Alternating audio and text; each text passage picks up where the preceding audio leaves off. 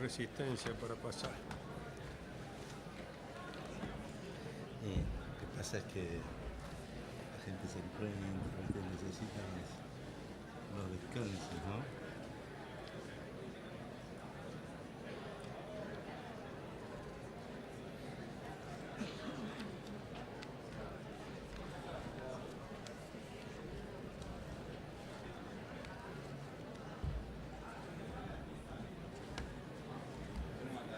¿Cómo estás? Antes de que empieces, a todos nos podemos hablar. Es obligatorio, mirá perdón que... Es obligatorio la factura electrónica, o sea, todos tienen que aplicarla. Eso me quedó como duda conceptual. Sí, sí, claro. Los que están obligados, están obligados. Pero está bien, pero sí o sí yo tengo que entrar. No te va a dejar el sistema.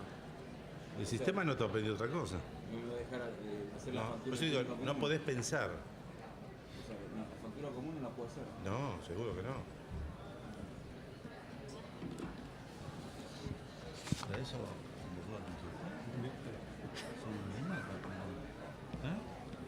Eso es claro, cuando habla de... claro, eso, la verdad que voy al psicólogo otra vez a empezar el...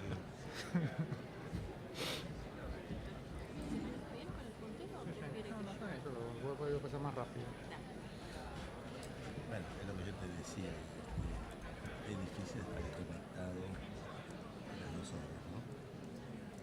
Pero hay momentos que te vas a volar. Muy bien. Vamos a invitarlos a pasar y vamos a seguir con el temario.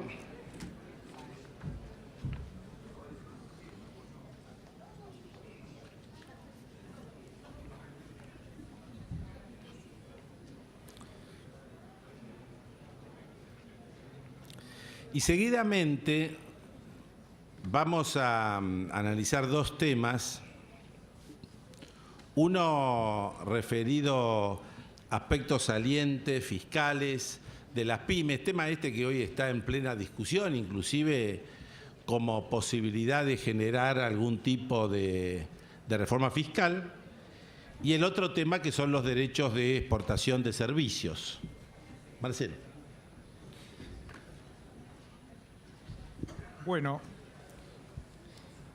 comenzamos con el primero de los temas, una breve reseña de los beneficios impositivos a nivel nacional vigentes para las micro, pequeñas y medianas empresas. A modo introductorio, recordemos que son micro, pequeñas y medianas empresas todas aquellas que no superen el monto tope de facturación que se dispone actualmente en la resolución 519 del año 2018 de la Secretaría de Emprendedores y de las pequeñas y medianas empresas. A efectos de determinar el monto de ventas, debe considerarse el promedio de los 3 últimos ejercicios de cierre de balance de las empresas micro, pequeñas y medianas, y verificar, en función de la actividad desarrollada, que tal promedio de ingresos no exceda los límites de acuerdo a la actividad. ¿Cuáles son las actividades contempladas? Construcción, servicios, comercio, industria y minería y el sector agropecuario. Algunas particularidades a tener en cuenta a efectos del encuadramiento como micro, pequeña o mediana empresa.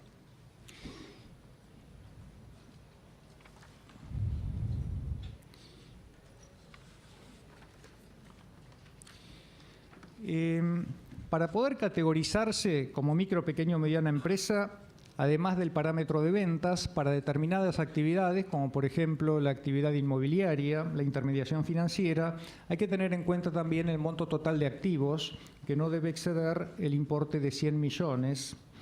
El otro aspecto a tener en cuenta es cuando se desarrolla más de una actividad, a los efectos del encuadramiento, deberá contemplarse la actividad que genere mayores ingresos, considerando el total de ingresos a efectos de determinar la categoría en la que corresponde encuadrarse. Otro aspecto importante a tener en cuenta es que no pueden categorizarse como micro, pequeñas o medianas empresas aquellas que estén vinculadas, controladas o controlen a otras empresas o grupos que no encuadren como micro, pequeños o medianos. En este caso, la empresa, por más que pueda categorizarse como micro, pequeño o mediana, no podrá hacerlo por su vinculación o control con otras que no integran tal categoría. Se considera vinculación cuando la participación es igual o superior al 20%. Para que exista control, tiene que ser igual o superior al 50% del capital. A efectos de la categorización, lo que establece la resolución 38 de la Secretaría de Emprendedores y de la Pequeña y Mediana Empresa, dice que podrán inscribirse como MIPYMES quienes sean monotributistas, profesionales, emprendedores, comerciantes, sociedades en general, empresas, obviamente, personas humanas o jurídicas. Es decir, no hay ningún tipo de limitación en función del carácter del sujeto. ¿Cómo se efectúa el registro? A través de una presentación, de una declaración jurada de categorización, a través de la página web de la FIP. Se obtiene el certificado de empresa MIPYME, y lo que es importante es que tengamos en cuenta la vigencia del certificado. Esto es, el certificado rige desde la fecha de su emisión, que no siempre coincide con la fecha de su solicitud, y rige hasta el último día del cuarto mes siguiente al de cierre de ejercicio de la empresa solicitante. La renovación puede gestionarse a partir del primer día del cuarto mes posterior al del cierre. Por ejemplo, un caso de cierre 31 de diciembre, el certificado tendrá vigencia hasta el 30 de abril y la solicitud de renovación podrá efectuarse a partir del 1 de abril. Esto es importante que lo tengamos en cuenta porque todos los años va venciendo la vigencia del certificado y no nos tenemos que olvidar de renovarlo antes de que se produzca tal cese de vigencia. Veamos cuáles son los beneficios fiscales que contemplan las normas vigentes. En primer lugar, la exención del impuesto a la ganancia mínima presunta. Esto rige para los ejercicios que se inicien a partir del 1 de enero del 2017. Recordemos que por la ley de blanqueo, la 27260, el impuesto queda derogado a partir de los ejercicios que se inicien el 1 de enero del 19, es decir, se adelanta 2 años para las MIPYMES la derogación del impuesto. Las condiciones para hacer uso del beneficio es estar inscripto en el registro de empresas MIPYMES, y el decaimiento del beneficio se produce por la baja del registro como MIPYME. El segundo beneficio que contempla la norma, creo que es el más importante, es el vinculado con el impuesto sobre los créditos y débitos en cuentas bancarias. ¿Cuál es la condición que se requiere para usufructuar el beneficio? Estar categorizado como micro o pequeña empresa, y en el caso de ser industria manufacturera, en la medida en que la categoría sea mediana tramo 1, es decir, que tramo 2 no tienen este beneficio y las otras medianas tramo 1 que no sean industrias manufactureras tampoco.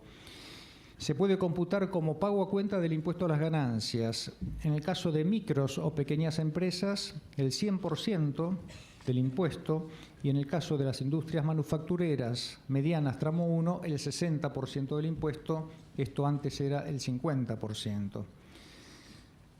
Lo que también es importante que tengamos en cuenta es que puede computarse como pago a cuenta de ganancias el 100% o el 60% conforme corresponda, desde que la empresa quede categorizada como MIPYME hasta el mes en que se produzca la pérdida de tal condición.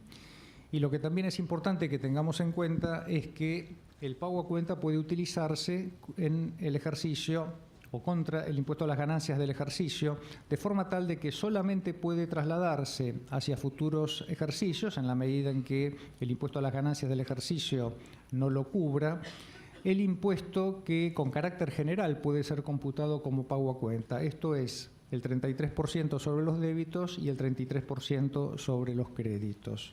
Quiere decir entonces que el excedente, el 100% en el caso de las micro y pequeñas o el 60% en el caso de medianas industria manufacturera tramo 1, no puede ser trasladado a ejercicios futuros. La otra cuestión que tenemos que tener en cuenta es que se admite el recálculo de los anticipos de impuesto a las ganancias cuando se estime un impuesto a las ganancias que resulte inferior a los anticipos a ingresar más el crédito estimado de impuesto sobre los débitos y créditos bancarios.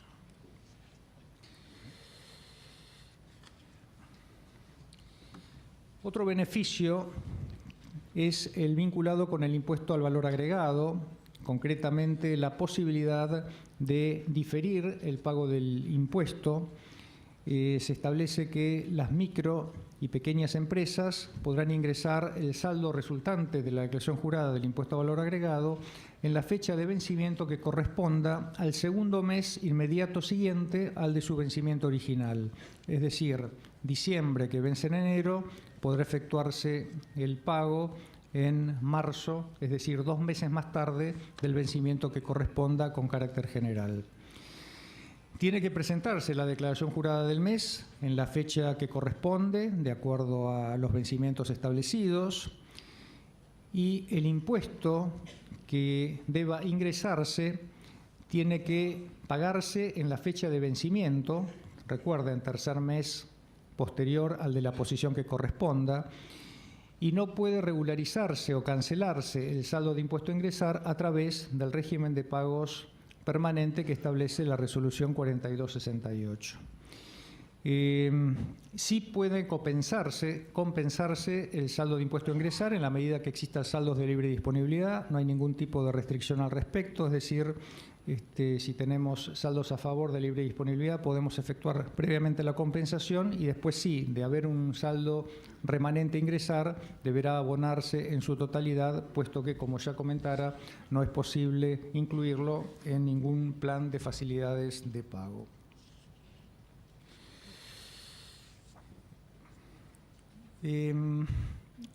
¿Cuándo decae el beneficio del ingreso del IVA diferido? Cuando se produce la baja en el registro de empresas MIPYMES, cuando no se presentan 3 declaraciones juradas de IVA, alternadas o continuas, en los 12 meses anteriores al vencimiento que se trate, en la medida en que estemos en el mismo año fiscal, cuando no se pague el saldo a ingresar a la fecha de su vencimiento, o cuando se produzca el vencimiento de la vigencia del certificado de la condición de MIPYME.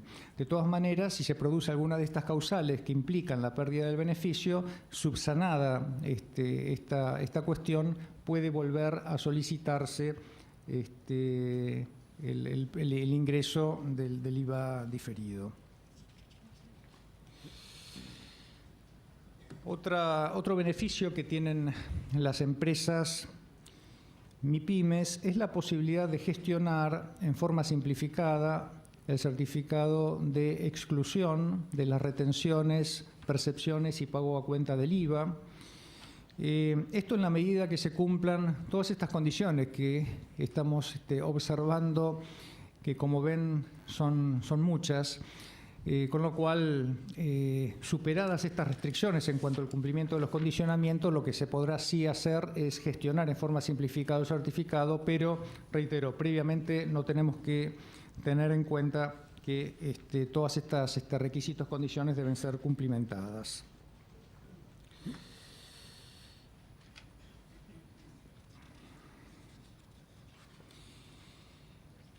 Pasamos al tema fomento de las inversiones.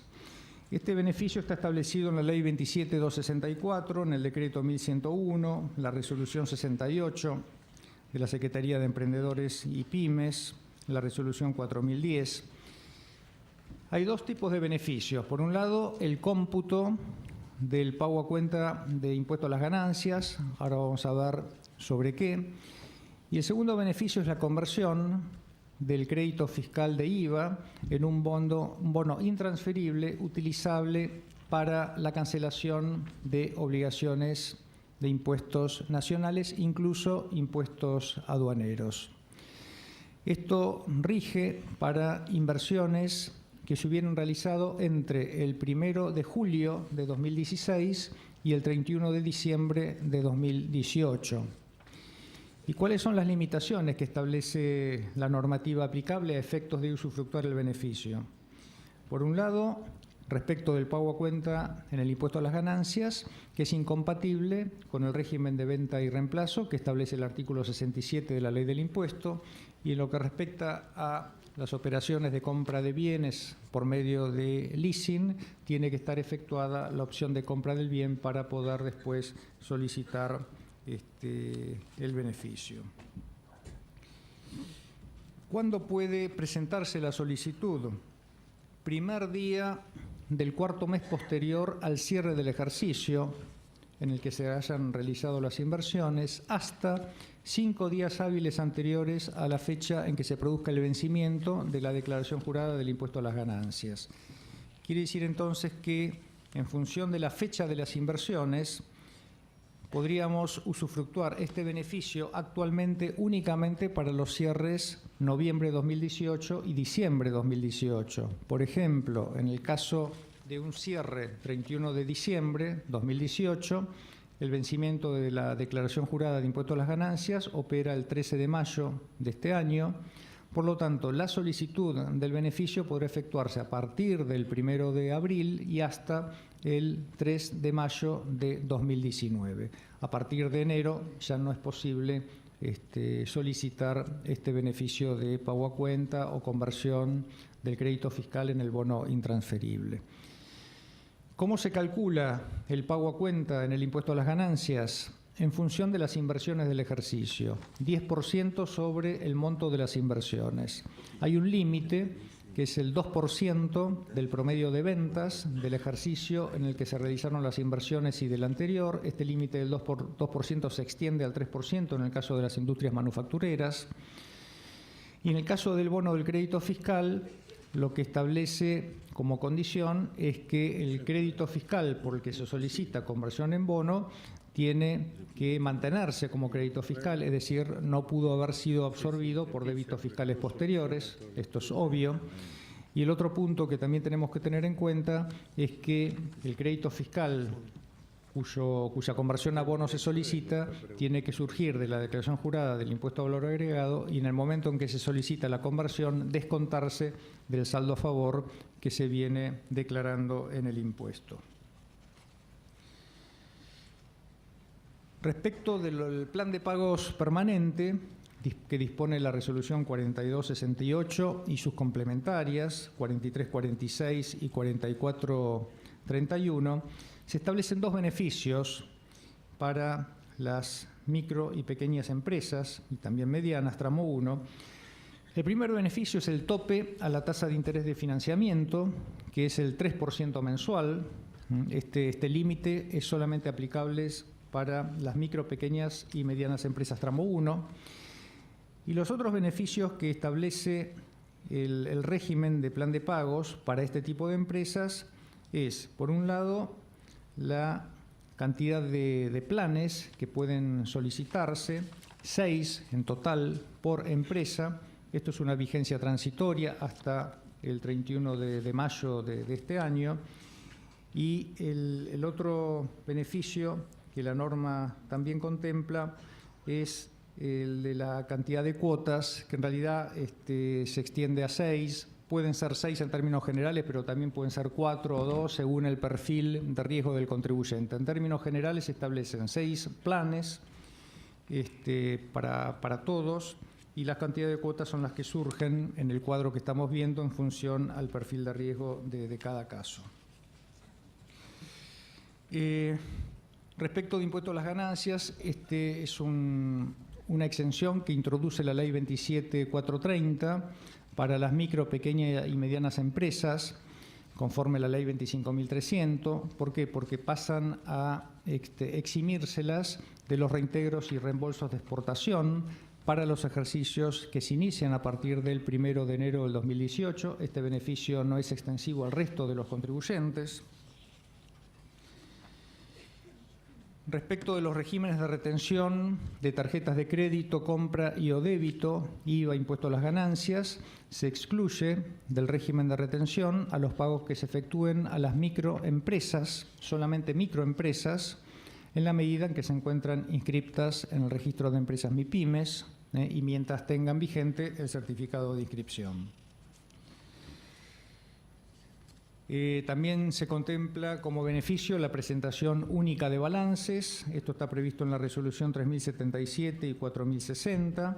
Es decir, las MIPYMES pueden efectuar la presentación de los balances a través de la plataforma de la AFIP y además pueden manifestar su consentimiento para que la entidad administradora, que es la AFIP, pueda poner los balances presentados a disposición de las entidades privadas o públicas que expresamente se indiquen a petición de las empresas que hagan uso de este beneficio.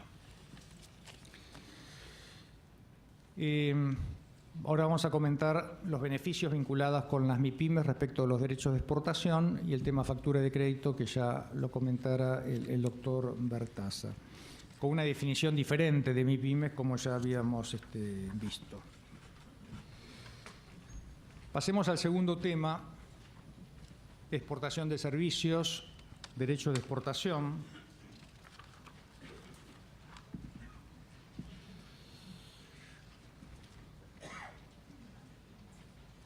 Estas son las normas vinculadas con el tema que vamos a comentar. En primer término, la Ley 27467, que aprobó el presupuesto de gastos y recursos de la Administración Nacional para el año 2019. Esta ley introduce importantes modificaciones al Código Aduanero, ahora las vamos a comentar. El decreto 1201 del año pasado, que establece las particularidades respecto de cómo determinar e ingresar el derecho de exportación sobre la exportación de servicios, la resolución 27 del Ministerio de Producción y las dos resoluciones de AFIP vinculadas al tema, la 4400 y la 4401.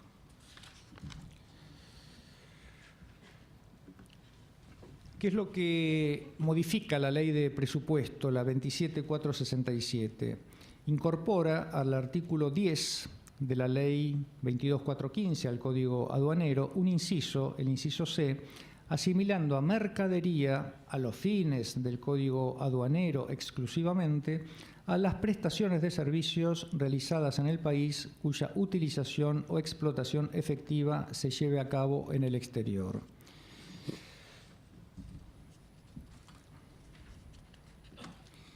Se establece también, por medio del artículo 81 de la Ley de Presupuesto, que en el marco de las facultades que el Código Aduanero le concede al Poder Ejecutivo, éste podrá fijar derechos de exportación que no podrán exceder el 30% del valor imponible en el caso de mercaderías que no se encontraran grabadas al 2 de septiembre del 2018 o que tuvieran una alícuota inferior.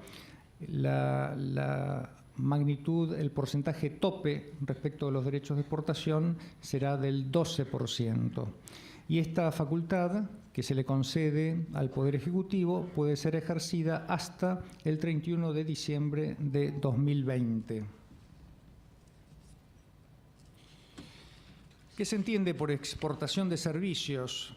Es la misma definición que a efectos del impuesto a valor agregado, es decir, es exportación de servicios, cualquier prestación realizada en el país a título oneroso, sin relación de dependencia, cuya utilización o explotación efectiva se lleve a cabo en el exterior, entendiéndose por tal a la utilización inmediata o al primer acto de disposición por parte del prestatario. Idéntica definición que la que consta en la Ley de Impuesto a Valor Agregado, incluso conforme la última modificación de la Ley 27430. ¿Cuál es la vigencia de los derechos de exportación? Desde el 1 de enero del 2019 hasta el 31/12 del 2020. ¿Y sobre qué se aplican derechos de exportación? Sobre los servicios prestados y facturados a partir del 1 de enero del 2019, Esto incluye, esto está expresamente contemplado en el decreto 1201, las prestaciones realizadas desde esta última fecha y que correspondan a contratos o a prestaciones que hubieran iniciado con anterioridad a esta fecha. No resultan alcanzadas por los derechos de exportación las prestaciones efectuadas con anterioridad al 1 de enero del 2019, aun cuando hubieran sido facturadas después de esa fecha, y tampoco se encuentran alcanzadas las prestaciones de servicios realizadas en el exterior. ¿Cómo se calculan los derechos de exportación en materia de servicios? 12% sobre el valor imponible, después vamos a ver qué se entiende por valor imponible, con un tope de 4 pesos por cada dólar de valor imponible. A efectos de determinar cuál es el derecho de exportación a ingresar, tenemos que comparar entonces el derecho de exportación en dólares convertido a pesos con el límite de 4 pesos que expresamente contempla la norma por cada dólar de valor imponible. Si el derecho de exportación en pesos es mayor o igual al límite, se aplica el límite. Y este límite ya queda fijo, 4 pesos por valor imponible, es lo que habrá que ingresar a la fecha de vencimiento de los derechos de exportación. Si, por el contrario, el derecho de exportación en pesos es menor al límite, se aplica el derecho de exportación en dólares, 12% como habíamos dicho, pero se convierte al tipo de cambio vendedor divisa del Banco Nación vigente al cierre del día hábil cambiario anterior al del pago. Es decir, se mantiene la deuda en dólares y se convierte a pesos al tipo de cambio del día anterior al de pago. Esto es diferente cuando resulta de aplicación el límite. El importe ya queda fijo en pesos, conforme lo habíamos comentado antes. Tipo de cambio a utilizar. A efectos de comparar con el límite, debe realizarse la conversión de los dólares a pesos utilizando el tipo de cambio vendedor, divisa del Banco Nación, vigente al cierre del día hábil cambiario anterior al de la fecha de registro de la operación, esto es, el último día del mes al cual corresponde la declaración jurada. Después vamos a ver, se toman todas las facturas de exportación del mes, se aplica el 12% de derechos de exportación, eso se convierte a pesos entonces, conforme el tipo de cambio vigente del día de registro, último día del mes al que corresponde la declaración jurada, y eso es lo que tenemos que comparar con los 4 pesos por dólar de valor imponible a computar. ¿Cuál es el valor imponible? El monto que surja de la factura o documento equivalente. Estos serán los comprobantes electrónicos clase E que se hubieran emitido en el mes, facturas, notas de débito, notas de crédito. Recordemos que estos comprobantes pueden emitirse en dólares o en pesos. De emitirse en dólares habrá que efectuar la conversión a pesos conforme el tipo de cambio de la fecha anterior al de emisión de comprobante. Esto no es a efecto de calcular los derechos de exportación, simplemente es a efecto de evaluar la operación en términos generales. ¿Cuál es la fecha de registro? Esto es lo importante, es el último día de cada mes calendario. Hay una declaración jurada que deberá presentarse. Esto se hace a través del servicio Sistemas de Cuentas Tributarias, conformación de derechos de exportación, esto está en la página de la AFIP. La declaración jurada la confecciona el propio sistema en función de los comprobantes que tenga registrados en el mes. Los comprobantes son las facturas clase E que hubiera emitido el contribuyente. Y esta declaración jurada, este formulario 1318 que conforma el sistema, puede ser conformado o no conformado por parte del responsable. ¿Cuándo se hace el registro de la declaración jurada? Como dijimos, en forma sistémica, el último día de cada mes, ¿sí? Y estará disponible esta declaración jurada a efecto de su conformación o no a partir del 10º día hábil del mes siguiente y hasta el 15º día hábil del mes siguiente. Este es el plazo que la norma prevé para conformar o no conformar la declaración jurada del mes. ¿Qué puede hacer el contribuyente? Puede conformar la declaración jurada, en cuyo caso la declaración jurada se presenta y se efectúa el pago que corresponda, según surja de la propia declaración jurada, o la otra opción es no conformar la declaración jurada porque considera que no es correcta, no es correcto el derecho de exportación que así se determina y por lo tanto puede el contribuyente no modificar la declaración jurada, sino que debe, de hecho, ingresar el impuesto que corresponda según su cálculo deba efectuarse. Es decir, si no conforma la declaración jurada, no puede modificar la declaración jurada. Lo que tiene que hacer es hacer un BEP, un volante electrónico de pago, para efectuar el derecho que el contribuyente estima corresponde efectuarse. Bueno, acá se establecen cuáles son las normas del Código Aduanero aplicables a efectos de las infracciones. Vamos al tema pago de los derechos de exportación que surgen de la declaración jurada conformada. Dijimos que la fecha de vencimiento es dentro de los primeros 15 días hábiles del mes siguiente al de registro de la declaración jurada de los derechos de exportación. Se tiene que obtener el volante electrónico de pago para efectuar el pago. También se puede hacer el pago a través de la billetera electrónica. Los derechos de exportación no pueden compensarse con saldos a favor del contribuyente, excepto que los saldos a favor sean como consecuencia del pago en exceso de derechos de exportación de periodos anteriores, ni tampoco podrá solicitarse cancelar el saldo a ingresar mediante planes de facilidades de pago. ¿Cuáles son los beneficios que tienen las pymes respecto de los derechos de exportación de servicios? Las pymes tributan cuando el monto de sus exportaciones en el año calendario excedan la suma de $600.000. Hasta tanto no superen esta suma, no deben presentar la declaración jurada de derecho de exportación. Para poder usufructuar este beneficio se requiere la inscripción de las micro y pequeñas empresas en el registro de empresas MIPYMES y el beneficio se mantendrá mientras se mantenga vigente la inscripción en el registro. Este beneficio se aplica desde el primer día del mes en el que se produzca la inscripción de la empresa como MIPYME y las exportaciones que se computarán a efecto de determinar si corresponde o no el pago de derechos de exportación son aquellas que se realizan desde el 1 de enero de cada año calendario.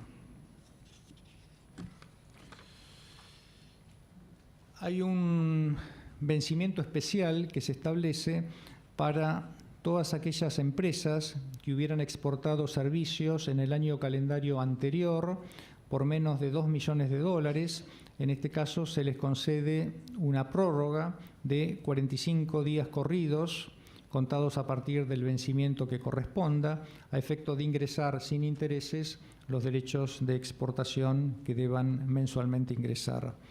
Este plazo de espera es una suerte de facilidad, pero no tiene ninguna otra cuestión que tenga vinculación con este punto.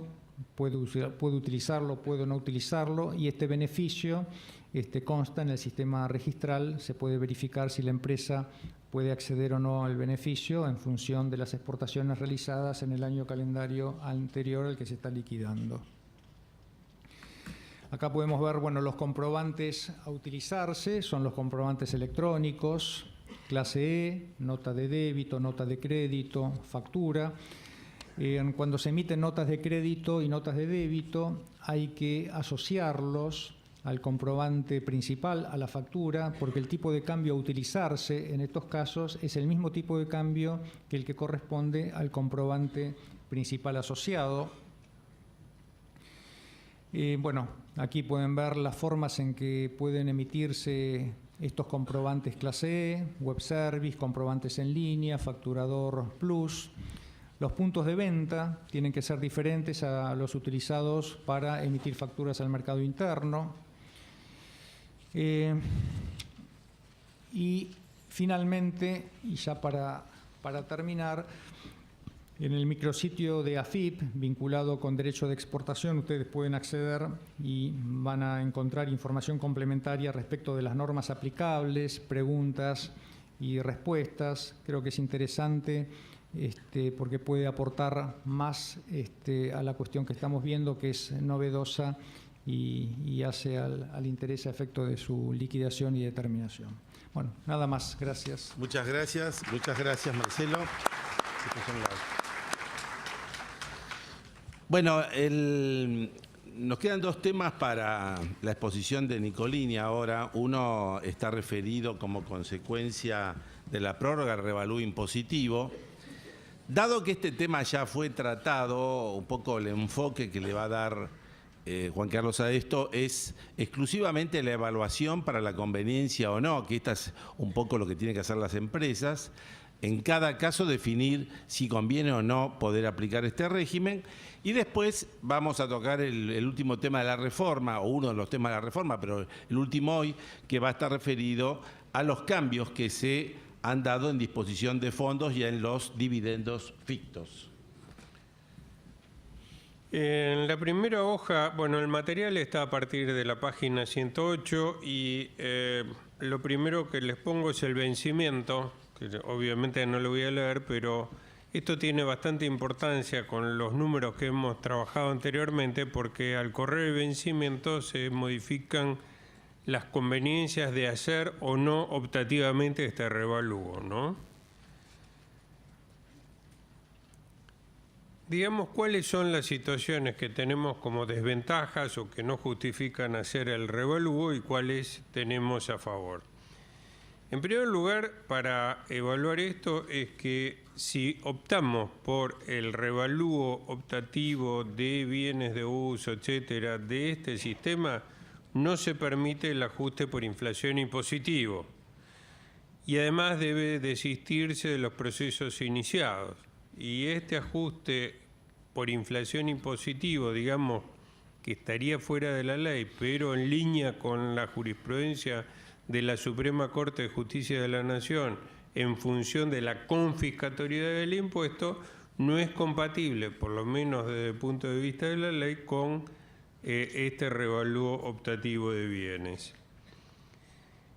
Nada que ver con el revalúo impositivo previsto en la Ley de Impuesto a las Ganancias, que sabemos que por ahora está suspendido porque no se cumplen los topes del índice de precios al consumidor, que para el 2018 era del 55%, pero para el 2019 es del 30%, y algunos economistas ya están diciendo que es altamente probable que estemos por encima del 30%.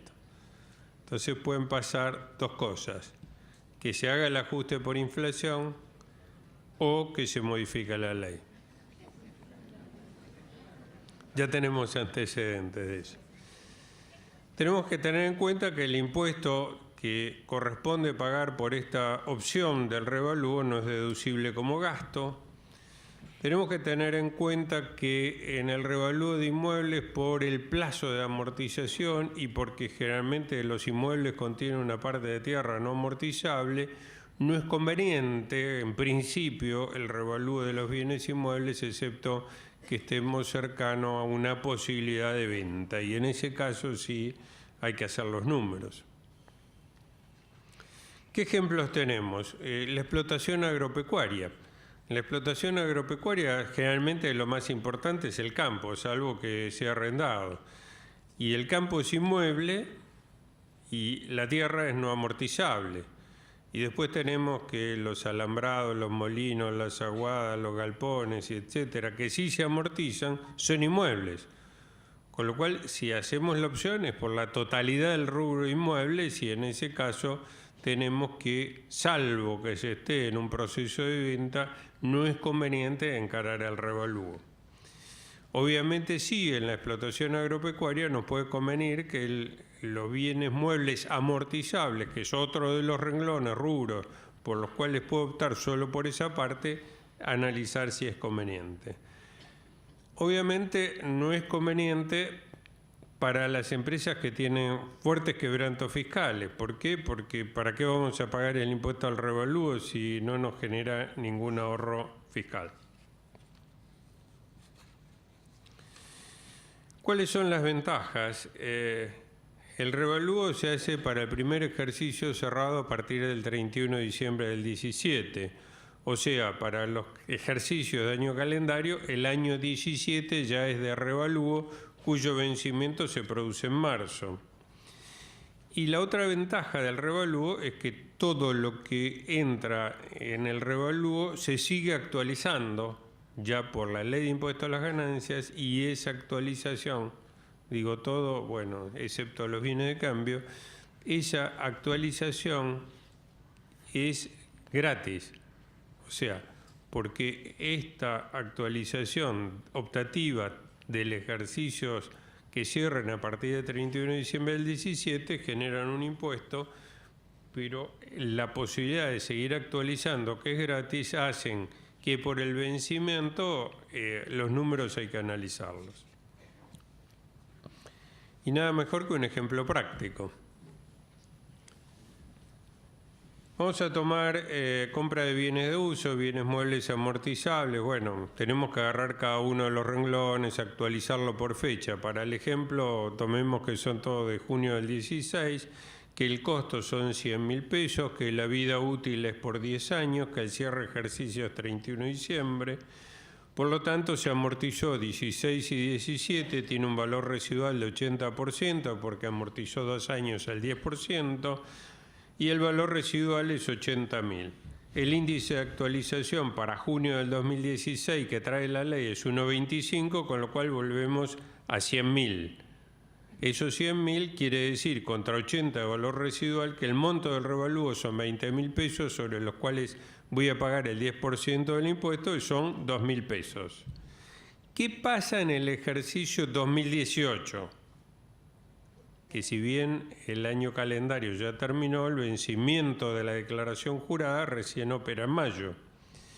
Voy a tener que la amortización del valor original del bien sigue siendo 10%, por lo tanto es 10.000 pesos, pero el revalúo lo tengo que amortizar en los años remanentes de vida útil del bien, o sea, 8 años. La amortización, recuerden que no puede ser inferior a 5 años, pero es en el remanente de vida útil. Para el ejemplo 8 años, 20.000 dividido 8 me da 2.500, con lo cual el total computable como amortización es 12.500 pesos, que para el ejercicio 18 lo actualizo y el IPC, índice de precios consumidor, es 47,6, con lo cual los 12.500 de amortización original más revalúo me va a dar 18.450 pesos. O sea que como consecuencia de la opción efectuada tengo una amortización más grande en el 18 de 8.450 pesos. Como la tasa del ejercicio 18, cuyo vencimiento es mayo del 19, es del 30%, esta mayor amortización me genera un ahorro fiscal de 2.535 pesos. O sea, pagué 2.000 de revalúo y me ahorro 2 meses después 2.535, con lo cual me queda una ganancia de entrada de 535 pesos. Y además me queda para recuperar en el 19 otros 2.535 actualizables. Y en los ejercicios 2020 a 25, que la tasa en vez del 30 es del 25, tengo un ahorro de 2.112,50 por año. ¿Por qué hasta el 2025? Porque ahí se me terminó la vida útil del bien. Con lo cual, en este caso, obviamente es clarísimo que conviene hacer la opción del revalúo. También debe analizarse el revalúo de inversiones. En general puede sostenerse que los números son favorables cuando se tenga previsto enajenar bienes sujetos al revalúo que representen una parte significativa. Y volvemos al ejemplo. Una empresa que ha construido un edificio de propiedad horizontal y le ha quedado unidades sin vender y que prevé enajenarlos en el año 2019 y 2020. Para el 2019 es una opción adecuada para el 2020 es dudosa. Veamos los números. Costo de los bienes del cambio del 2016, acá no dice, pero junio, porque por eso usamos el mismo índice, 100.000. Monto del revalúo es 1.25, el bien de cambio revaluado me da 125.000. Acá recordemos que está la opción de tasador independiente, pero esto no aplica para bienes de cambio, esto es para inmuebles que son bienes de uso, no para bienes de cambio, con lo cual no puedo ejercer esa opción. Por lo tanto, el importe del revalúo es 25.000 pesos. El impuesto del revalúo sobre inmuebles bienes de cambio es 15%, con lo cual 3.750. Pero no se continúan actualizando, esto lo dejó claro el reglamento. Tampoco se aplica la disminución por la venta dentro de los 2 años posteriores, porque por eso pagó el 15%. Entonces, si el inmueble se vende en el ejercicio 2019, tengo un ahorro fiscal equivalente al 30% del importe del revalúo. 30% de 25.000 es 7.500. Comparado con los 3.750 que costó el impuesto del revalúo, pareciera más o menos conveniente. Ahora, los 7.500 corresponden al ejercicio 2019, que es el de la venta, que va a vencer en mayo del 2020. O sea, pago en marzo 3.750 para ahorrarme en mayo del 2020 7.500. Va a depender de la tasa de interés que apliquemos para determinar la conveniencia. Ahora, si la venta de este bien de cambio se produce en el 2020 y el ahorro del 25% es en el 2021, pareciera que ya quedó fuera de la conveniencia de revaluar este bien de cambio. Son mensajes como para decirle, hagan los numeritos porque cada caso es diferente. Les traje 2 para que piensen. Y pasamos al otro tema que en el material ustedes lo tienen a partir de 110. Empezamos con disposición de fondos a favor de terceros. Ya existía en la ley, en el artículo 73, con lo cual este tema no tiene una novedad conceptual, sino una cantidad de modificaciones de cómo se aplica, ¿no?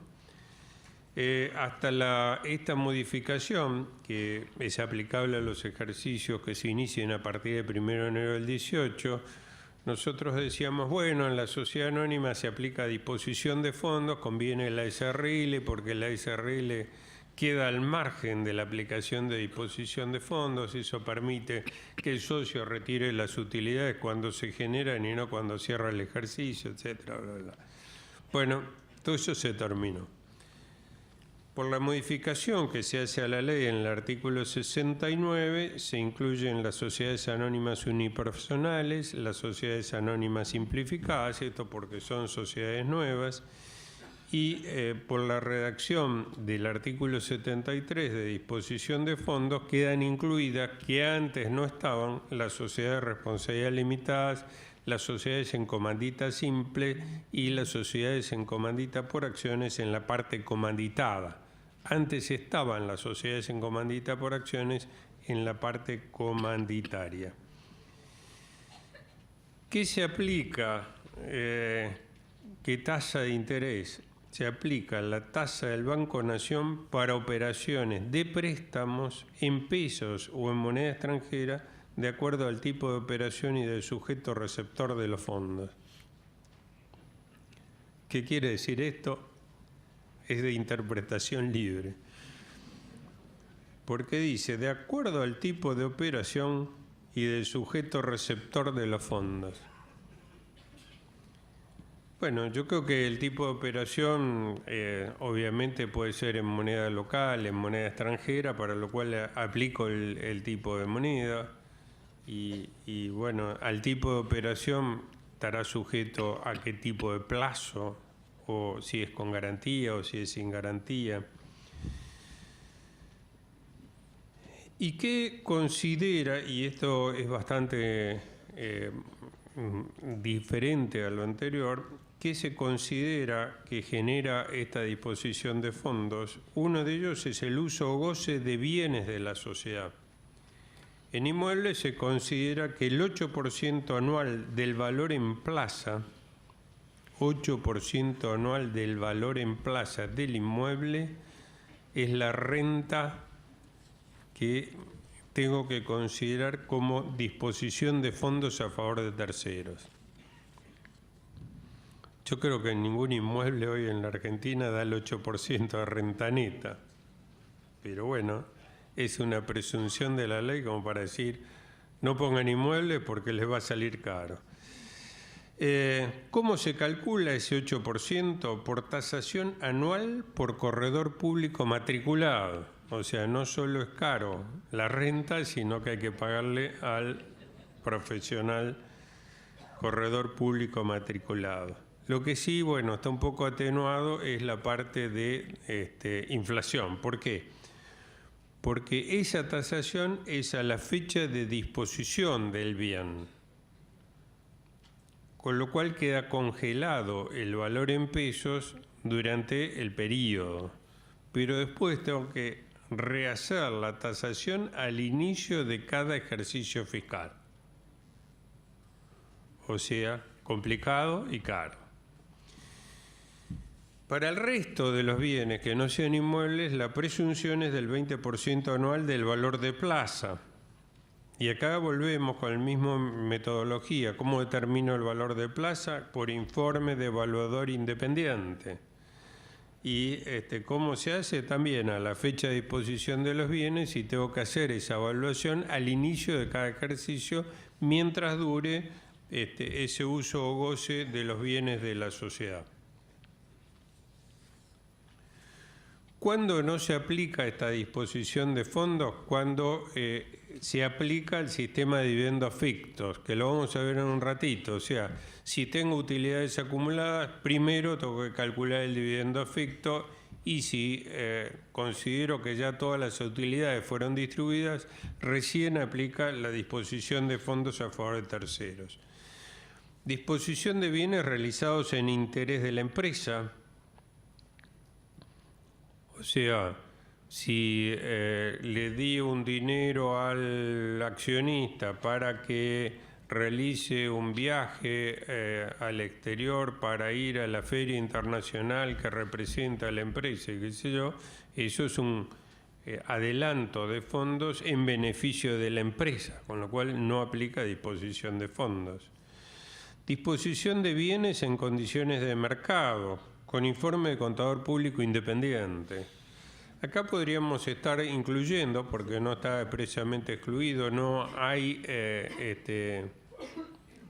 una norma que me impida la aplicación del 8 o 20% contra esta. O sea, que si el valor del inmueble excede el valor de plaza aplicando el 8%, puedo aplicar la limitación porque esos bienes están en condiciones de mercado, o sea, el alquiler que está pagando el accionista, dueño, socio, etcétera, es normal en la medida que eso vaya con un informe de contador público independiente.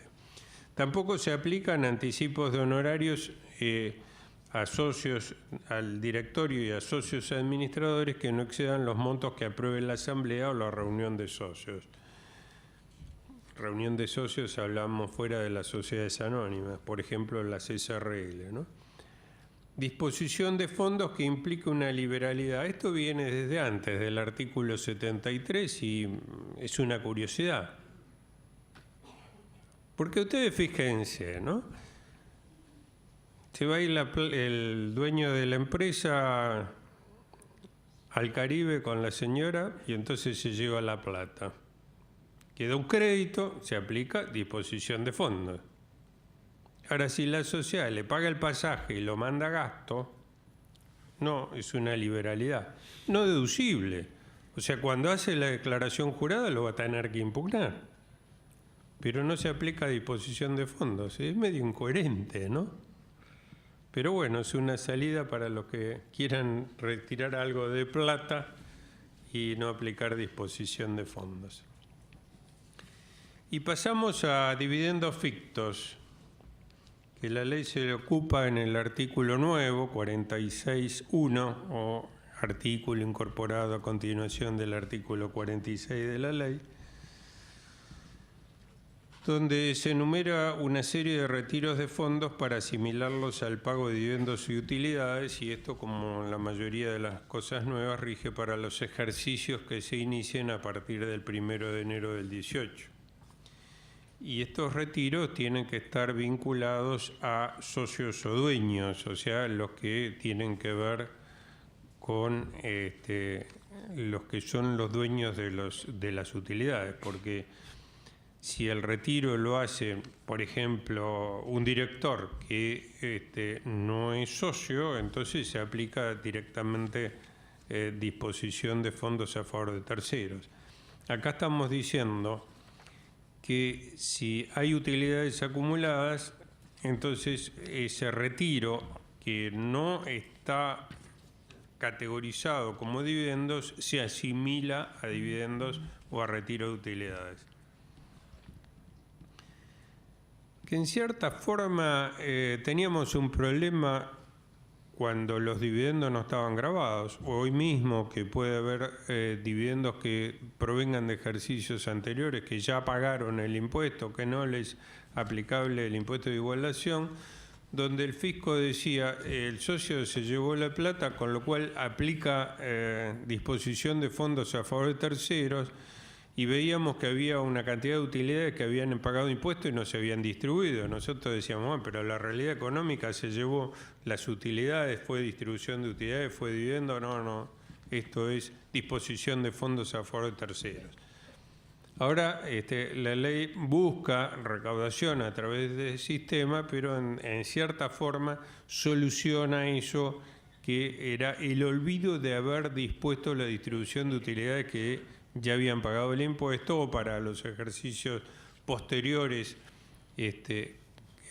digamos que se genera un impuesto del 7 o el 13%, también en los dividendos fictos. ¿Cuándo se aplica? Cuando hay retiro de fondos en pesos, en moneda extranjera, en valores negociables. Vuelve la misma norma del uso o goce de bienes de la sociedad en inmuebles, el 8% anual del valor de plaza. Y acá tenemos que aplicar la misma norma reglamentaria que habíamos hablado recién. En el resto de los bienes, el 20% anual del valor de plaza. Volvemos a que el valor de plaza por un tasador independiente. Las garantías otorgadas por la empresa a favor del dueño socio por el valor de plaza de tales garantías. O sea, si la sociedad está garantizando, por ejemplo, el préstamo hipotecario que le dieron al socio o dueño para comprarse la casa, bueno, esa garantía tiene un valor de plaza y ese valor de plaza se considera un dividendo ficto. Compra de bienes a la sociedad por valor inferior al de plaza. Bueno, acá si, digamos, la empresa tiene una política de precios para el personal con algún descuento con relación a otras ventas minoristas, bueno, se va a aplicar el mismo criterio, pero no debe servir este sistema para decir, le entrego al dueño o accionista algo a valor muy bajo en especie y por lo tanto de esa forma evito el impuesto sobre el dividendo o utilidades distribuidas. Acá se ajusta la diferencia. Y lo mismo al revés, si el socio le vende bienes a la sociedad por valores superiores al de plaza. Gastos pagados que no sean en beneficio de empresa, sueldos y remuneraciones que excedan la efectiva prestación del servicio, sueldos y remuneraciones al directorio y socios que excedan los que se aprueben por asamblea o reunión de socios. Y lo mismo si el retiro, en vez de hacerse a nombre del dueño socio, se hace a nombre de algún familiar. O sea, todas las situaciones de retiro de fondos están tratando de decir, no, esto es un dividendo. ¿Cuál es el límite para asimilarlo a dividendos? En primer lugar, el importe de utilidades acumulados al cierre del último ejercicio. O sea, Si tengo utilidades acumuladas, en primer lugar voy a estar considerando para la aplicación del dividendo ficto ese tope de utilidades acumuladas. ¿Cómo se aplica ese tope? En el porcentaje que le corresponde a cada dueño socio, porque si hay dos socios, no tengo que tomar el total del resultado acumulado, sino el porcentaje que le corresponde a cada socio. Si hay un socio del 40 y otro del 60, para calcular el dividendo ficto tengo que tomar en cada uno cuánto se llevó y tomar ese 40 y 60% de tope. Mientras esas disposiciones de fondo que configuran dividendos fictos se hacen durante el ejercicio, estoy tomando el resultado acumulado al inicio del ejercicio. Pero el reglamento incluye en su artículo 66.3 las utilidades del ejercicio para los retiros que se hagan hasta el cierre de la declaración, hasta la presentación de la declaración jurada anual. Quiere decir que acá el reglamento me toma un periodo bastante más completo para establecer esos dividendos fictos. ¿Qué impuesto se aplica? El que corresponda a dividendos. O sea, si son resultados acumulados hasta el 31 de diciembre o los ejercicios cerrados con anterioridad a la entrada en vigencia de esta ley, voy a considerar si aplica o no aplica el impuesto de igualación, y para los posteriores 7 o 13% según los periodos fiscales que estemos analizando. Bueno, una apretada síntesis del tema. Muy bien. Gracias. Muchas gracias, Juan Carlos. Bueno, estamos a 25 minutos del cierre de la reunión de hoy y les voy a proponer entonces que el tema de la reseña de jurisprudencia la vamos a saltear, queda para que ustedes la puedan ver, y vamos a aprovechar entonces para circunscribirnos a las preguntas que ya nos han hecho ustedes acercar. Así que vamos a empezar con Marcelo Corti. Bueno, hay muchas preguntas respecto del tratamiento que corresponde dispensarle a sociedades del exterior que tienen por objeto el alquiler de inmuebles, si pueden encuadrar o no en alguno de los artículos del 133 que habíamos comentado.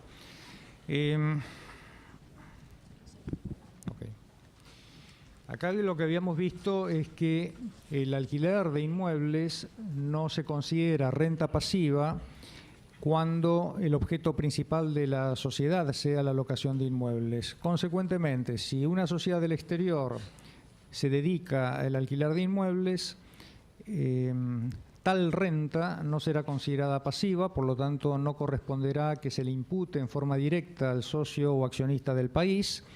Recién el socio o accionista del país tributará cuando perciba dividendos de la sociedad del exterior que se dedica a la locación de inmuebles.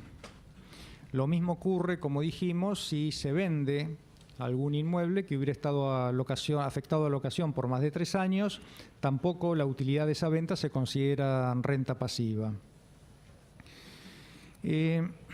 Varias preguntas respecto de sociedades transparentes, del inciso F del artículo 133, que tienen títulos públicos, tratamiento en bienes personales de esta tenencia. Es importante que tengamos en cuenta que estas reglas de transparencia de la Ley de Impuesto a las Ganancias tienen de aplicación únicamente respecto del impuesto a las ganancias. Se trata de criterios respecto de la imputación de la renta. Nada tienen que ver con otros impuestos, por ejemplo, bienes personales. Quiere decir entonces que si una sociedad del exterior es considerada transparente a los efectos del impuesto a las ganancias, a efectos de la liquidación del impuesto sobre los bienes personales tendría que aplicar las normas del impuesto, es decir, voy a tomar el valor patrimonial proporcional que surja del último balance cerrado por la sociedad del exterior, en dólares o en la moneda que fuera, y lo convertiré a pesos al tipo de cambio vigente al 31 de diciembre de cada año. Y esa es la evaluación que tengo que tomar a efecto de liquidar el impuesto sobre los bienes personales de las sociedades del exterior. ¿Transparentes o no transparentes? Nada tienen que ver con respecto al impuesto sobre los bienes personales. Consecuentemente, los títulos públicos que pueda eventualmente tener esta sociedad en su patrimonio quedarán grabados por formar parte del patrimonio de la sociedad.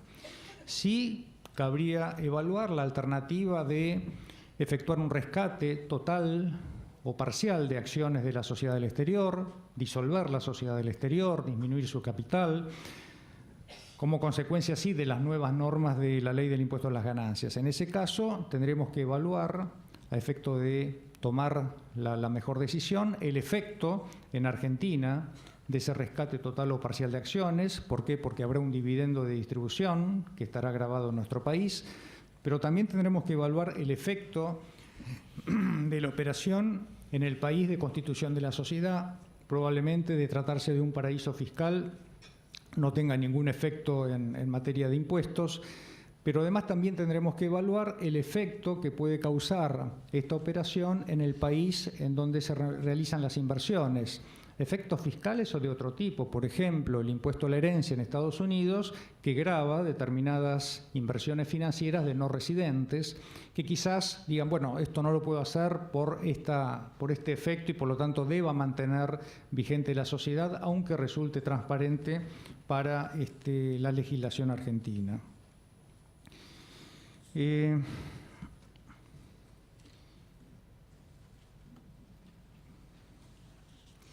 Estas reglas de transparencia no se aplican únicamente a personas humanas, socios, accionistas del país, resultan de aplicación también a los sujetos empresa que tienen participaciones en sociedades del exterior, ¿no? Con lo cual también tengamos en cuenta esta cuestión, y si se tratara de una sociedad de capital del país que tiene acciones o participaciones en sociedad del exterior, tendremos que aplicar las mismas normas, es decir, considerar a efecto del impuesto a las ganancias el tratamiento que le hubiera correspondido dispensarle a las operaciones de la sociedad del exterior, como si la sociedad local hubiera sido la titular directa del resultado, ¿no?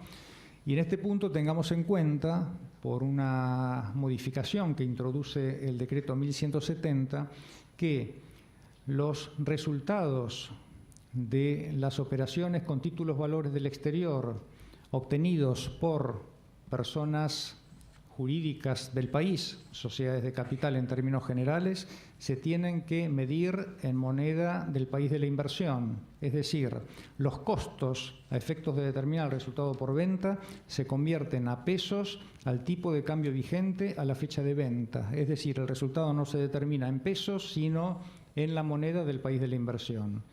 El resultado será en dólares, en euros o en la moneda que fuera, y luego ese resultado se convierte a pesos conforme el tipo de cambio de la fecha que corresponda en función de su devengamiento. Este es un cambio muy importante que está contemplado en el decreto 1170 para personas jurídicas del país que tengan resultados por compra-venta de títulos valores del exterior.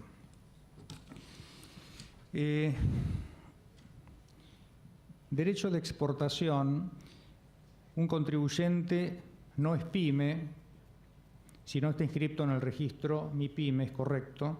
En ese caso, por no estar inscripto en el registro, debe abonar el derecho de exportación del 12% por cualquier importe de exportación que realice, correcto. O sea, no se considera la exportación no computable a estos efectos de $600.000 justamente porque no está inscripto en el registro MIPYME. En el caso de una persona humana que adeuda una posición de IVA, pierde solo el diferimiento del IVA hasta que cancele el pago, o también el resto de los beneficios, como por ejemplo la posibilidad de usar el 100% del impuesto a los débitos y créditos bancarios, o tasa de interés y número de planes. No. Si no se paga una posición de IVA por la que se tiene el beneficio de diferimiento, perderá el beneficio de diferimiento, pero el resto de los beneficios no los pierde, entre ellos el cómputo del 100% del impuesto al cheque como pago a cuenta de impuesto a las ganancias.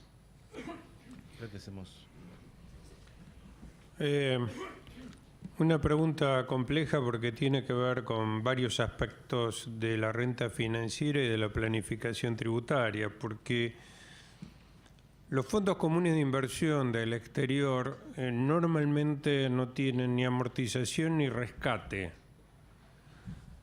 Y a veces ese rescate es la forma de venta, porque hay fondos de inversión que no tienen previsto la comercialización directa en las bolsas o mercados, sino que por expresa disposición de esos fondos es suscripción y rescate.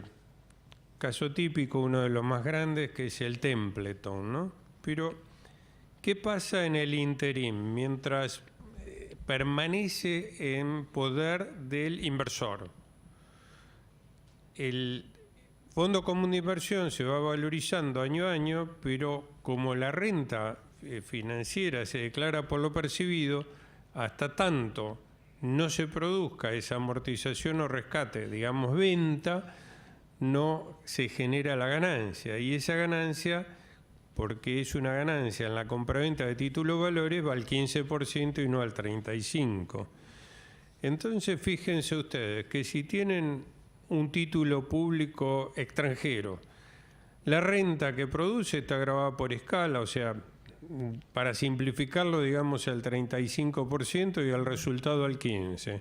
Si yo invierto en un fondo común de inversión que tiene esos mismos títulos públicos, no voy a pagar el 35% sobre la renta porque no hay distribución de resultados y voy a pagar el 15%, no por año, sino en el momento que lo venda. Quiere decir que si lo mantengo unos años en cartera, difiero el pago del 15% en lugar de estar pagando el 35% anual sobre la renta.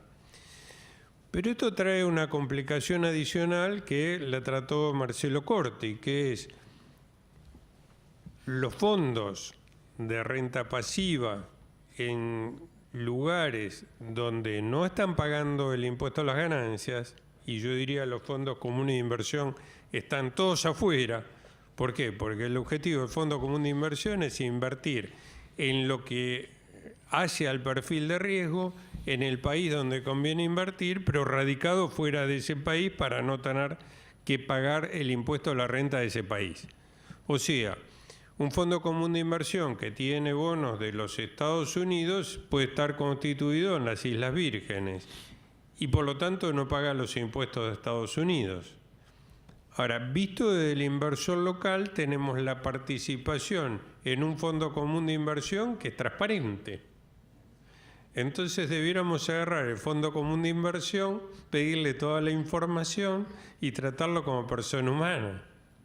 Digo, esto se pasó totalmente de la reglamentación, no es viable en la práctica, porque imagínense, no sé, un fondo Templeton de bonos del Estados Unidos que tiene 145.000 millones de dólares invertidos en bonos, y aparece Nicolini con $700 y le dice: me da toda la información porque tengo que declarar este fondo por lo percibido, así que denme toda la información por lo percibido por fe.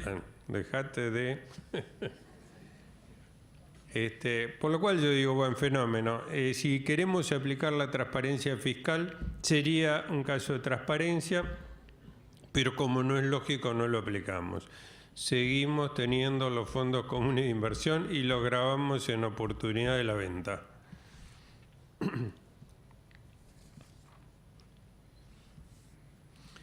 ¿Hay algún tratamiento previsto para las criptomonedas? Sí, se han incluido las criptomonedas como renta grabada, y lo que se graba de la criptomonedas es la compra-venta y el resultado de determinada moneda extranjera que se pasa al tipo de cambio del Banco Nación de la fecha de venta, está grabado al 15%. Revalúo impositivo opcional. Estamos hablando del revalúo de bienes de uso, bienes de cambio, etcétera, optativo desde el punto de vista fiscal. ¿Se puede iniciar un proceso para reclamar por el ajuste por inflación impositivo? Porque la ley dice que se debe desistir de los procesos iniciados, pero no aclara si se puede realizar un reclamo posteriormente. Bueno, acá ya lo habíamos dicho. La opción de entrar en el revalúo implica para atrás y para adelante. Mientras esté amortizando los bienes revaluados, no puedo ejercer esa opción en los términos de la ley.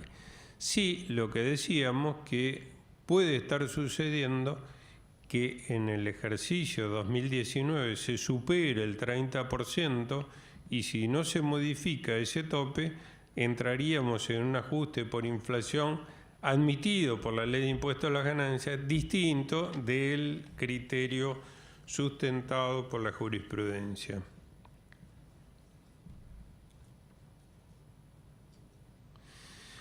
¿Cómo se distribuye el alcance subjetivo de la renta financiera entre el titular, cotitular de un plazo fijo, siendo que el sistema de la AFIP, nuestra parte, expone el 100% para ambos? Bueno, esto sucede no solamente en los plazos fijos, sucede en un montón de cosas. Cada cual tiene que declarar lo que impositivamente le corresponda. La Ley de Impuesto a las Ganancias es bien clara. Dice que el generador de la renta es el que está obligado a declararlo esto. Entonces, normalmente el que quiere pensar que a lo mejor se puede morir puso el plazo fijo a nombre de él y de la mujer, cosa que le puede costar muy caro en caso de divorcio, y a lo mejor también de los hijos, pero el que lo declara es el que lo tiene justificado fiscalmente. Y esto es válido para el plazo fijo, para la cuenta del exterior, etcétera. Renta financiera, intereses exentos, caja de ahorro, ¿se declaran en la declaración del impuesto a las ganancias o del impuesto celular? Los intereses de caja de ahorro están exentos, eso no se modificó. Quiere decir que los intereses de caja de ahorro forman parte de la justificación patrimonial. La justificación patrimonial va a ser solo en la declaración de impuesto a las ganancias normal. ¿Por qué? Porque en la cedular no va a haber justificación patrimonial, va a haber liquidación del impuesto y punto. Con lo cual, por eso yo decía antes que cuando tengamos que hacer la declaración jurada anual, todo lo que es patrimonial y todo lo que es justificación patrimonial ya lo tenemos que tener resuelto, independientemente que después tengamos que declarar la renta cedular. Y vuelvo, la renta pasiva tiene parte que va por escala y parte que va por cedular, con lo cual no solo tengo que tener todo analizado, sino ver en cuál de las dos declaraciones lo voy a tener que incluir.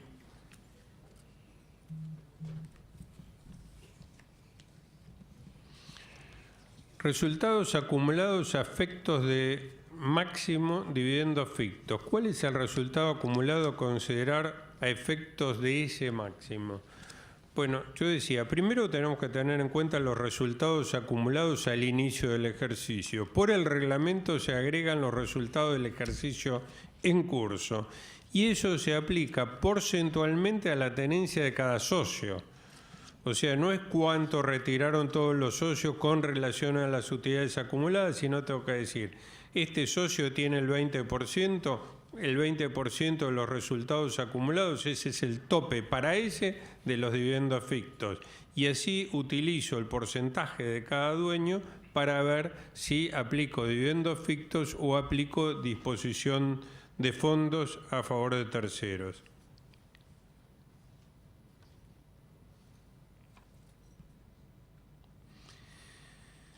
Empresa unipersonal que tiene colocaciones a plazo fijo que estaban grabadas por el impuesto. Bueno, acá hay varias preguntas, ¿no? Cuando hablamos de todo eso que hablamos de renta financiera, estamos hablando de impuesto celular para personas humanas.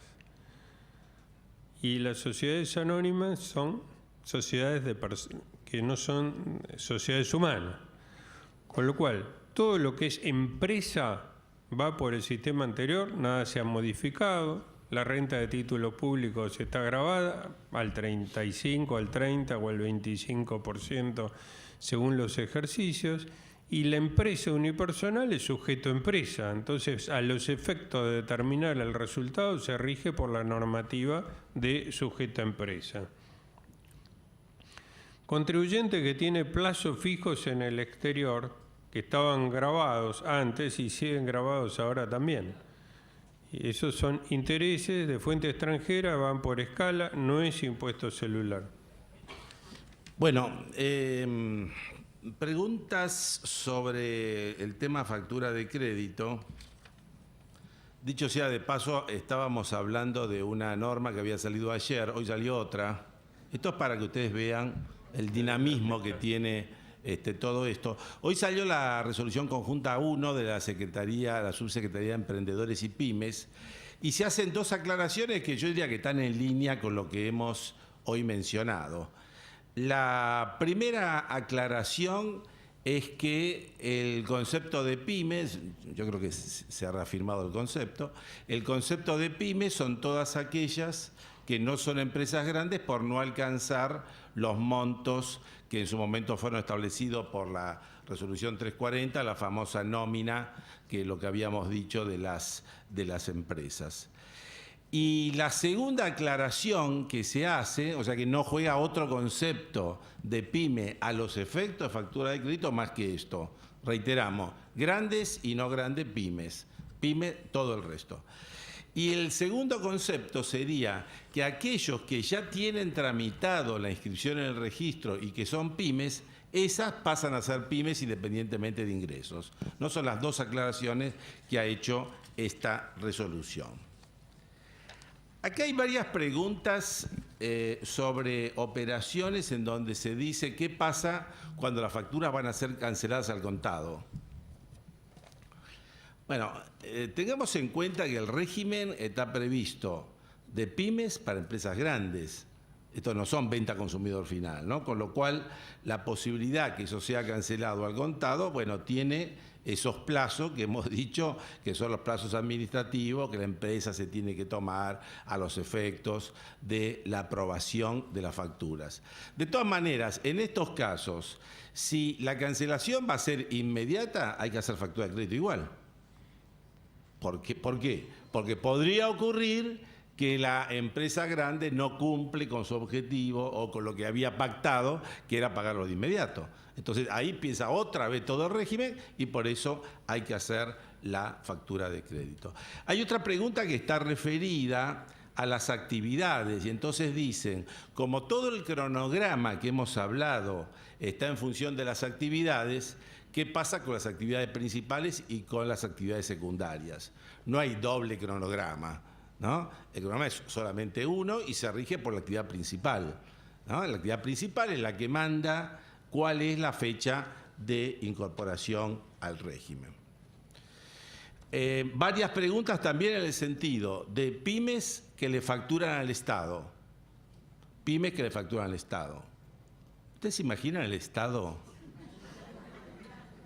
corriendo desesperado para pagar en 30 días para evitar los efectos de la gestión factura de crédito? Bueno, difícil de pensarlo, ¿no? No, justamente el Estado ha quedado excluido de este régimen, salvo que el Estado actúa desde el punto de vista comercial, la ley 22.016, etcétera, porque ahí el Estado se asimila a lo que son actividades comerciales e industriales. Pero diríamos, si alguien a una dependencia del Estado le factura, va a tener que seguir rezando a los cielos para que se lo cancele, quizás ahora más que antes, ¿no? Bueno, el tema de también varias preguntas respecto de la nómina de las empresas grandes. Esta actualización se hace una vez por año. Quiere decir que en el mes de mayo va a entrar una nueva actualización y el nuevo listado que va a ser la AFIP. Bueno, hay varias preguntas que están referidas a cuándo se computa el débito fiscal y cuándo el crédito fiscal.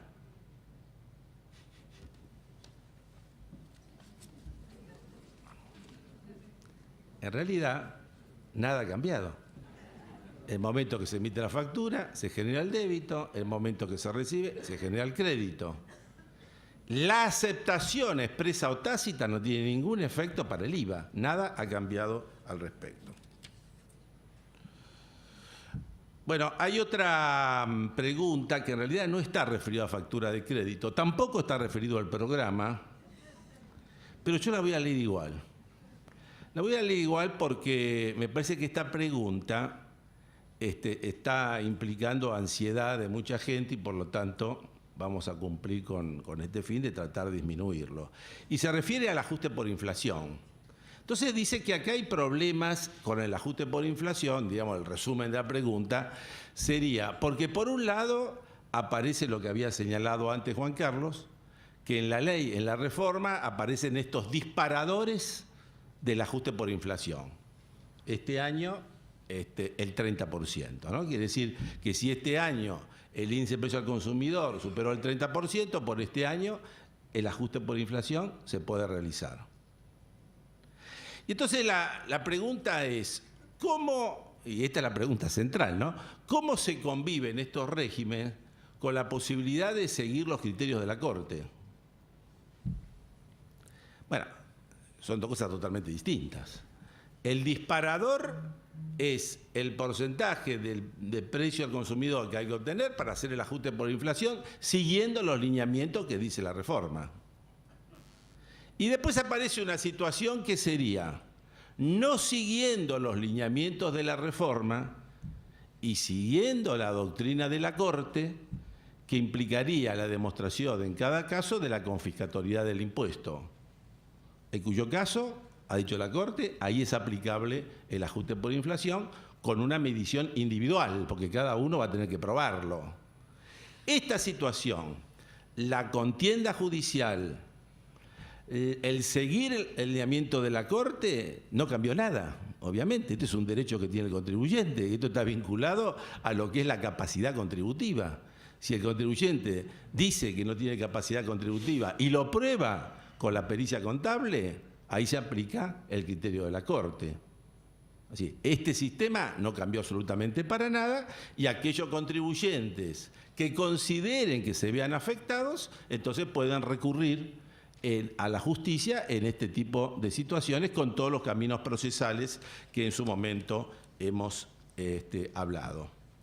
Las obras sociales exentas del IVA, volvemos a factura de crédito, las obras sociales exentas del IVA reciben factura de los prestadores, ¿están obligados a aceptar la factura de crédito electrónica? Y sí, están dentro del régimen, por más que estén exentas del IVA. Yo diría más. Si una empresa grande está exenta de todo impuesto, pero es grande, está metido en el régimen. No tiene nada que ver el tratamiento fiscal. Lo que tiene que ver es que sea grande. El caso de las obras sociales, obviamente, es exactamente igual. Nos preguntan, si la pyme factura a una pyme adherida al régimen, ¿debe optar por adherirse obligatoriamente? El adquirente pyme tiene la posibilidad de optar por estar en el régimen o no. Si no opta, se va a dar cuenta por el sistema, el proveedor, no se aplica el régimen. Si opta, obligatorio para la otra pyme. El tema que nos preguntan es, una empresa chica le factura a una grande, factura arriba de 50, abajo de 50. Acá estamos pensando que nadie va a hacer la trampa de doblamiento, ¿no? Eso por supuesto que no está, pero ni pasa por la mente de nadie, ¿no? Entonces, una factura por 50, otra abajo de 50, se desdobla. El que está arriba de 50 se aplica obligatoriamente al régimen. El que está abajo de 50 no se aplica al régimen y por lo tanto va la factura que le corresponda a ese proveedor. Bueno, y siguen las preguntas respecto del IVA, cuando se computa, y finalmente cómo es el mecanismo de la cuenta comitente. Bueno, la cuenta comitente dijimos que es ante la entidad bancaria o la entidad no financiera o la plataforma, los tres mecanismos que establecen para la cesión de los créditos de la factura, hay que abrir una cuenta comitente. Lo que abre es la pyme. Y el sentido que tiene esto es justamente que si entra el régimen de factura de crédito, cede el crédito, le van a tener que depositar el monto correspondiente y ese monto correspondiente va a esa cuenta. Y nos quedaría una última pregunta que nos están diciendo qué pasa si alguien está cediendo la factura está cediendo la factura y la empresa después no termina pagando el monto de la factura. Obviamente el responsable solamente es uno, ¿no? Es el nuevo deudor. El nuevo deudor es el único responsable. Los que estaban antes quedaron totalmente fuera de toda la relación y en esa parte se va a aplicar entonces las normas del título ejecutivo. Muy agradecido a todos por habernos acompañado y los esperamos hasta la próxima reunión. Gracias.